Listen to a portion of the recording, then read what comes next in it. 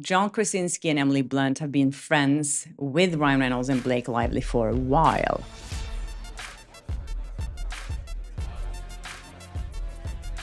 Hi, and welcome to Flawsome Talk. I'm Kersti Flo, and here on my channel, I talk about my good and bad experiences in Hollywood, working as an entertainment reporter, and of course, a lot about Blake Lively and Justin Baldoni's legal drama. As for per always, there's a lot of new legal filings. Some of it is quite boring. They just love writing really, really long documents. Like some of them are hundreds of pages, and it's just like, oh, I can't go through it all. But anyways, I will get back to some of it later in this episode. But first, I wanted to thank one of you guys who sent me this amazing tip. And of course, thank you to everyone who sends me stuff. There's so much interesting stuff that you find. And I wouldn't, as I said many times before, I wouldn't be able to do this without you guys. So again, thank you so much. And thanks to all my subscribers. Thank you to the new ones. Welcome. And if you haven't done it yet, please hit the notification bell as well so you don't miss an episode of Flawsome Talk. Anyways, so Shaista, I think her name is, I think I pronounced it right, sent me this tip, which makes so much sense to me. So, as you know, Ryan and Blake have been losing friends over this for a while now. I don't think we know about all the friends they've actually lost, because I think some of them have been kind of quietly just leaving them and unfollowing them on Instagram. And as we know, some have done it a little bit more openly. I think when Travis Kelce unfollowed Ryan Reynolds, it made headlines everywhere. And people know that that is a risk if you unfollow another celebrity, especially if they're in the middle of a scandal. Of course, the media or social media creators are going to pick it up. So this was interesting to me. Remember at the Another Simple Favor premiere, Emily Blunt showed up for Blake Lively. She was hugging her and she was showing so much support for her. Her husband, on the other hand, John Krasinski, he was not there. As you know, Emily and her husband, John Krasinski, do a lot of movies together, and they do a lot of things together in general. So back in 2024, John Krasinski did a movie called If. He was directing it, and he wrote it, and he was acting in it, and he had Ryan Reynolds in it, even Bradley Cooper as well, and Blake Lively. And as this person pointed out to me, look at John Krasinski's Instagram. He's not following Blake Lively anymore. I don't know if it's clear if he did to begin with, but it is really weird if he didn't, because Blake Lively, as I said, was in his movie and she posted about the film and he liked her post. As you can see, it says it was liked by John Krasinski. And so if he didn't follow her at that point, he probably would have started following her. His wife, Emily Blunt, is not on Instagram, so I don't know. We can't really speculate about her because we don't know what she feels about this.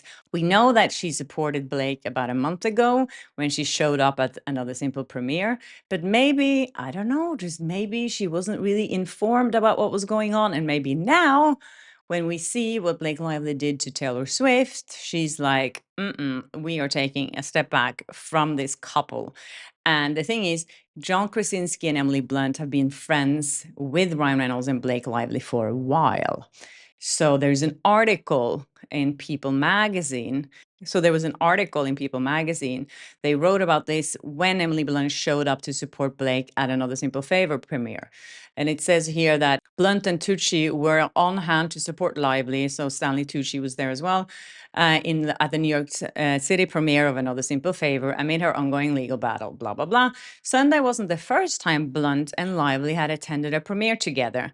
Back in 2018, Lively and Reynolds were on the red carpet as Blunt and husband John Krasinski debuted their joint horror flick, A Quiet Place, in New York City. Blunt also attended Lively's baby shower ahead of the birth of the latter's second child, now 8-year-old daughter Ines.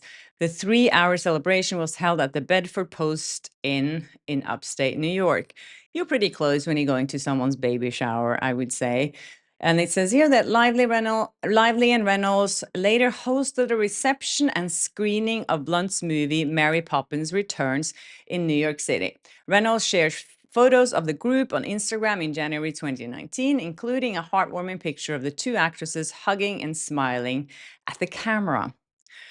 So I looked at Blake Lively's Instagram. She is still following, or she is following, John Krasinski. And John Krasinski, he is following Ryan Reynolds and Hugh Jackman, but not Blake Lively. I honestly think that he probably unfollowed Blake, but as I said, I don't have any evidence that he followed her to begin with. So if you guys do have that, please let me know. I just find it weird that he would like a post from Blake Lively and not follow her. And as a director of the movie, if he hired, I'm sure he hired Blake Lively, and Blake Lively followed him on Instagram. So yeah, yeah, I think we're just witnessing another couple really taking a step back from Blake Lively and Ryan Reynolds. He hasn't unfollowed Ryan yet. I don't know if he will. They've done other projects together, but I feel like in this article from People Magazine, it really shows that they're close friends. So it's really weird that he is not following Blake Lively. Also, there's an article in People Magazine about Justin Baldoni and that he's been struggling through this process, which is not a surprise. I mean, can you imagine what he's been going through? It says here that Justin Baldoni is feeling the financial and emotional weights of his legal battle with Blake Lively. Exclusive sources, it says here. I have a feeling now that Justin Baldoni and his team wants to have like a good relationship with people. So they planted a story there just to like have some, to show interest in people and to give them some content. I don't know. I just feel like these stories are kind of like, there's a source saying he's focusing on his family and faith. I mean, anyone could say that. And it says here that the actor and his wife have been leaning on a tight circle of loyal friends as the legal back and forth continues. The lawsuit drama is causing stress for both of them, but their marriage is solid and they're actually closer than ever. So they're also out there convincing everyone that they have a great relationship. I'm sure they do. I feel like they're good people and I feel like they really care about each other. And I do think sometimes when you go through something like this, it can really bring you closer together. So yeah, I believe that. The source here is saying that March still feels very far away. He's certainly feeling the financial and emotional weight of this legal fight. He's been spending time with his wife, family, and close friends as much as ever. They just keep saying the same thing here. He's very confident in his legal team. Yes, I think that's great that he is, and I would be too if I were him. But I think what's being reported here is just like I could have said the same. I could have said the same thing. This is what they always say in these kind of articles when they have sources that they rely on. Like, yeah, he's leaning on his family and his faith and his close friends. Yeah. Anyways, I'm glad there are articles of Justin Baldoni out there because I feel like as soon as you Google his name, the first story that comes up is still that New York Times article. I did it today. And then this article came out first, actually, this one from People. And the next article, We Can Bury Anyone. So I really hope that Justin Baldoni needs to get more content out there so all these awful stories from Blake Lively that they planted about him can get pushed down in Google because we know that's how it works. Anyways, I really hope that he's doing okay. I mean, can you imagine just going through this legal drama? But I've been thinking a lot about what it was like for him to go on set every single day with Blake Lively. Can you imagine? And then the pressure she put on him and the manipulation and everything that was going on behind the scenes. And then Ryan Reynolds screaming at him for fat shaming his wife because he asked what she weighed. All these things that just spiraled out of control. And he had to deal with it, put on a smile and be professional. I mean, he deserves a medal. Also, as I said, there's a more boring legal paper that was filed yesterday. So I spoke yesterday about a filing that Blake did on Monday when her lawyer wrote a letter to the judge saying that the judge should sanction Justin Baldoni's lawyer and his team for filing all these frivolous, baseless claims against them. And then the next day, Ryan Reynolds does exactly the same. He's filing the same thing. He also wants to sanction them. He wants them to pay. It says on TMZ that Ryan Reynolds wants Baldoni's team sanctioned for frivolous suit Justin Baldoni's attorneys returns fire. According to the documents obtained by TMZ, lawyers for the Deadpool star on Tuesday hit Justin Baldoni and his team with a request for monetary sanctions, which they say is a reaction to the preposterous defamation lawsuit that makes a mockery of the legal system. He's basically saying that Justin Baldoni's lawsuit against him is making a mockery of the legal system.